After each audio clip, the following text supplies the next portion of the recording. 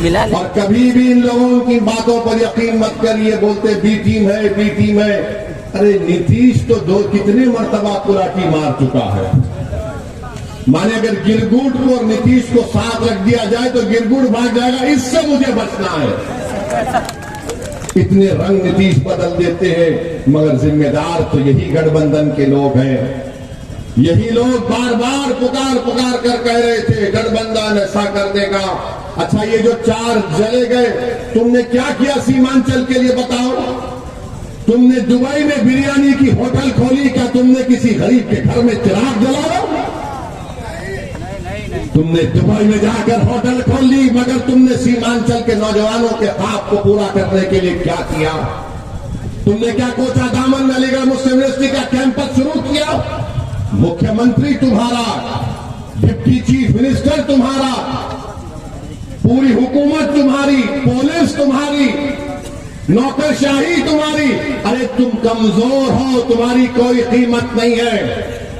कीमत अख्तरुल ईमान की है, क्योंकि ये अख्तरुल ईमान के पास ईमान है। मेरे अजीज दोस्तों और बुजुर्गों, ये इन बातों को आप जरा संजीदगी से गौर करिए। अब जो लोग मजलिस पर तनकीद करते हैं, मजलिस फिरका परस्त पार्टी है, नहीं है मजलिस। हम किसी समुदाय के खिलाफ ना थे, ना है, ना कभी रहेंगे इंशाअल्लाह ताला। जो इल्जाम लगाते हैं, बताओ मेरी कोई तकरीर बताओ जहां पर मैंने किसी समुदाय के खिलाफ बात कही हो। मेरा मकसद एक ही है कि भारत का संविधान जिसको बाबा साहेब अम्बेडकर ने बनाया, उस संविधान को सामने रखकर गरीब और मजलूमों से इंसाफ हो। भारत के वजीर आजम आप देखे होंगे, दुबई गए थे, दुबई के शेख से मिले। यह हबीबी इतना उसको गले लगा लिए, इतना गले लगा लिए कि वो भी परेशान नजर आ रहा था। भाई क्या मोहब्बत है। मोदी जी, कभी हमको भी आप गले लगा लेते, बिल्किस बानो के सर पर हाथ रख देते, बोलते तू मेरी बेटी है। मगर मोदी जी को उस शेख से बड़ी मोहब्बत है। मोदी जी कभी आप देख भी लेते कि महरौली की मस्जिद को शहीद कर दिया गया। आपकी पार्टी में एक भी मुस्लिम एमपी नहीं है मोदी जी, आपकी पार्टी में एक मुस्लिम मिनिस्टर भी नहीं है। और मोदी जी बोलते सबका साथ, सबका विकास, सबका विश्वास। ये बोलने में अच्छा लगता है, अमल तो होता नहीं है। अब बीजेपी कह रही है 370 लेकर आएंगे। मैं सीमांचल की जनता से वादा कर रहा हूं, मैं भारत के गरीब और मजलूम अवाम से वादा कर रहा हूं, मैं भारत के उन तमाम शहरियों से वादा कर रहा हूं जो इस मुल्क को गांधी और अंबेडकर का मुल्क मानते हैं, जो इस मुल्क को उसका मुल्क मानते हैं जहां पर इसकी जमीन में मोहब्बतें हैं। हम पूरी कोशिश करेंगे कि तीसरी मर्तबा भारत का प्रधानमंत्री नरेंद्र मोदी ना बने। हम पूरी कोशिश करेंगे इंशाअल्लाह ताला, हम पूरी कोशिश करेंगे कि दोबारा बीजेपी सत्ता में ना आए। मगर बताओ 2014 और 19 में कैसे बने नरेंद्र मोदी देश के वजीर आजम? मेरी वजह से बने। आप इनसे पूछो जाकर, ये तेजस्वी से और ये गठबंधन के लोग ओवैसी की वजह से बने। और जब मेरे सामने आते हैं मैं कहता हूं बोलो बाबू कैसे बने, बताओ। हम 3 सीट लड़े तो वो 306 जीत गए। हैदराबाद, औरंगाबाद, किशनगंज लड़े तो 306 कैसा जीत गए मोदी? इसका कोई जवाब नहीं है। याद रखो, मोदी अगर जीत रहा है तो तुम्हारे वोट से नहीं जीत रहा है मोदी। मैं खुलकर कह रहा हूं आज आपसे, मोदी अगर जीत रहा है तो तेजस्वी यादव का यादव मोदी के गोद में बैठकर कह रहा है कि तू मेरा नेता है। ये सच्चाई है, मैं इसको बता सकता हूं अगर ये लोग बहस करना चाह रहे मुझसे। आदाद-ओ-शुमार मेरे पास है कि 2014 में कितने वोट मिले, 2019 में कितने वोट बीजेपी को मिले। और हमको हमारे गले में सांप डाल दिया जाता है। अरे भाई भाई, वो मौलाना, वो खिबला हजरत, अब के बार सेकुलरिज्म को बचा लो, हम बचाएंगे। अरे हमारी मस्जिद चले गई मेरे भाई, हमारी शरीयत पर हमला हो रहा है मेरे दोस्त, बच्चियों के सरों से हिजाब छीना जा रहा है मेरी मां और बहनों, मेरी मस्जिदों को भी निशाना बनाया जा रहा है।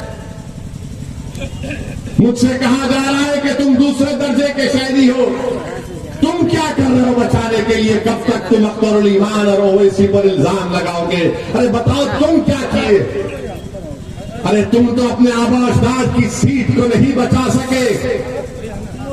तुम नीतीश कुमार को दूध पिलाए, वो नीतीश कुमार आप आरएसएस और बीजेपी को बिहार में डाल दिया। तुम सत्ता में थे, अच्छा हम गुनाहगार हैं, तो बताइए सीवान का भी हमारे भाई थे यहां पर। हमारे भाई ने कहा वो 7 साल का लड़का, क्या नाम था उसका, वो लड़का 7 साल का था, उसको जेल में डाल दिए। नित्य तेजस्वी डिप्टी चीफ मिनिस्टर थे। ये सेकुलरिज्म के बहुत बड़े चौधरी है ना, ये हम गुनाहगार हैं। मगर 7 साल का बच्चा क्योंकि मुसलमान था, वो 8 दिन जेल में था। कानून के मुताबिक जो 13-14 साल के बच्चे होते, 17 साल के, उनको जेल नहीं भिजाया जाता। 8 दिन, और 8 दिन वो बच्चे की मां जेल के सामने बैठी रहती थी कि मेरा बच्चा है। तुम्हारे भी पेट में औलाद होगी ना, तुम्हारा भी तो कोई बेटा होगा, तुम्हारा भी तो कोई पोता होगा। सोचो अगर तुम्हारे 8 साल के बच्चे को ले जाकर कोई जेल में डाल देगा, कातिलों के साथ, डाकुओं के साथ, शराबियों के साथ, तो तुम्हारे सीने पर क्या गुजरती होगी बताओ? कहां गया जब सेकुलरिज्म? याद नहीं आया? यहां का तुम्हारा जो एमपी था उसने आवाज लगाई, कोई नहीं बोला। अख्तरुल ईमान और असदुद्दीन ओवैसी बोले। रिजवान उस बच्चे का नाम था। 8 दिन के बाद वो बच्चा जेल से निकला। रामनवमी का जुलूस निकला, 100 साला मदरसे को जला दिया बिहार में, बिहार शरीफ में 100 साला मदरसे को जला दिया। कहां गया सेकुलरिज्म? कहां गया बी टीम? कहां गया ओवैसी और कटवा? हमने उनको बावट दिया। क्या बोलते नहीं तेजस्वी, मगर तेजस्वी कब बोले? जब सत्ता निकल गई तो बोले अब हम दोबारा बनेंगे। मगर जब मदरसा जल गया, जब 7 साल का रिजवान जेल में चला गया, जब सीमांचल की लाखों एकड़ जमीन पानी में कट गई, तेजस्वी नहीं बोले। अब यहीं पर आकर कहा था ठाकुरगंज में कि हम सीमांचल डेवलपमेंट काउंसिल बनाएंगे। कहां गया डेवलपमेंट काउंसिल? मेरे भाई याद रखो, किसी कौम के लिए 70-80 साल एक बड़ा लंबा टाइम होता है। आप अब की बार किशनगंज से अच्छा फैसला लीजिए और जनाब अख्तरुल ईमान साहब को कामयाब करिए, अख्तरुल ईमान को अपना नुमाइंदा बनाइए। और आखिरी बात आपसे कहकर रुखसत हो जाऊंगा, ये जो सेकुलरिज्म के चौधरी हैं, 32 साल लालू परिवार और नीतीश ने बिहार में हुकूमत की, ये सुरजापुरी लोगों का क्या हाल करके रख दिया कि 24,46,212 सुरजापुरी भाई बहनों की आबादी, उनको नौकरी मिलना था 38,350। कितनी नौकरी मिली सुरजापुरी भाइयों बहनों को? 15,359। मैं जिम्मेदार हूं, अख्तरुल ईमान जिम्मेदार है। क्यों नहीं दिया तुमने सुरजापुरियों को नौकरी? क्यों नहीं दिया? क्या पूछा यहां के एमपी जो आपने वोट दिया था, तुमने क्या किया? पूछा? तुम्हारा गवर्नमेंट का सेंसस सर्वे है, मेरा नहीं है। तुमने हो सत्ता में 32 साल, तुम सत्ता में रहे, मैं नहीं रहा। मैं तो तुम्हारे खिलाफ था और रहूंगा, मगर तुम रहे। अच्छा, कुलैया बरादरी 12,83,780 उनकी आबादी है।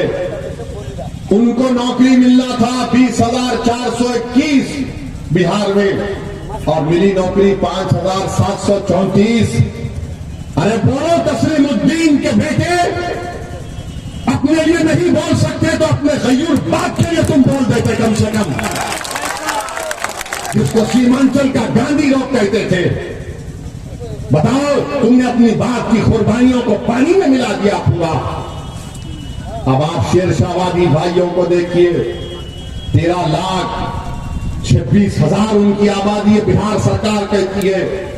नौकरी मिलना था 20,421 और नौकरी मिली हमारे शेरशाहवादी भाई बहनों को 5,734। 32 साल आपने हुकूमत दी लालू परिवार को, नीतीश को। अब फैसला करना पड़ेगा सुरजापुरी भाइयों को, शेरशाहवादी भाई बहनों को, कुलैया भाई बहनों को, जो 25 साल में तुमको बर्बाद कर दिए। अगर तुम फिर उनका साथ दोगे तो फिर तुम किसी पर इल्जाम नहीं लगा सकते तुम्हारी पुस्तिका के सिवाय तुम्हारे गलत फैसले के। इसलिए अच्छा फैसला लीजिए और मजलिस का साथ दीजिए। यही चंद बातें हम आप तक कहने आए हैं। हम पहले भी कह चुके हैं और आज भी कह रहे हैं, मुझे सीमांचल की जमीन से मोहब्बत है, मुझे सीमांचल की जमीन की जनता से मोहब्बत थी, है और रहेगी। अल्लाह मुझे जब तक जिंदा रहेगा, मैं दुनिया के जिस कोने में रहूंगा, यकीनन मैं सीमांचल के इंसाफ के लिए दुआ करता हूं और करता रहूंगा। मैं हमेशा सीमांचल की लड़ाई मेरी लड़ाई समझकर लड़ता रहूंगा। मेरी आपसे सिर्फ यही गुजारिश है कि अब की बार लोकसभा के चुनाव में मुत्तहिदा तौर पर सीमांचल के लिए अख्तर ईमान को कामयाब करिए, एमपी बनाइए। अस्सलाम वालेकुम व रहमतुल्लाहि व बरकातहू।